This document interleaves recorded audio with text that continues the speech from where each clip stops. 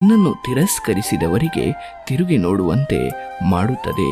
ಜೀವನದಲ್ಲಿ ಸೋತು ಅಸಹಾಯಕರಾಗಿ ಕಷ್ಟಕಾಲದಲ್ಲಿ ಇದ್ದಾಗ ಸಿಗುವ ಪ್ರೀತಿ ಸ್ನೇಹಗಳೆಲ್ಲವೂ ಪರಿಶುದ್ಧವಾಗಿರುತ್ತವೆ. ನಾನು ಒಮ್ಮೆ ನನ್ನ ನೆರಳಿಗೆ ಕೇಳಿಯೇ ಬಿಟ್ಟೆ, ನನ್ನ ಹಿಂದೆ ಯಾಕೆ ಬರುತ್ತೀಯ ಎಂದು. ನೆರಳು ನಗುತ್ತಾ ಹೇಳಿತು, ನನ್ನನ್ನು ಬಿಟ್ಟರೆ ಯಾರು ಇದ್ದಾರೆ ನಿನ್ನ ಜೊತೆ ಎಂದು. ಮೊದಲು ಕಲ್ಲಾಗುವುದನ್ನು ಕಲಿತುಕೋ, ನಂತರ ನೀನೇ ಒಂದು ದಿನ ಶಿಲೆಯಾಗಿ ನಿಲ್ಲುತ್ತೀಯಾ.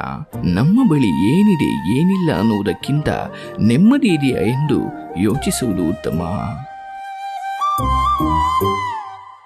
ನಂಬಿಕೆ ಇಟ್ಟ ಪ್ರತಿಯೊಬ್ಬರೂ ಕೂಡ ಕೈಕೊಟ್ಟಾಗಲೇ ಗೊತ್ತಾಗೋದು ಜೀವನ ಹೇಗೆ, ಜನಗಳು ಹೇಗೆ ಅಂತ. ನೆನಪಿರಲಿ, ಮೋಸದಿಂದ ಮನಸ್ಸಿಗೆ ನೋವಾಗಬಹುದು, ಆದರೆ ಅದೇ ಮೋಸ ಬದುಕಿನಲ್ಲಿ ಸರಿಯಾದ ಹೆಜ್ಜೆಗಳನ್ನು ಇಡುವ ಪಾಠವನ್ನು ಕಲಿಸಿಕೊಡುತ್ತದೆ.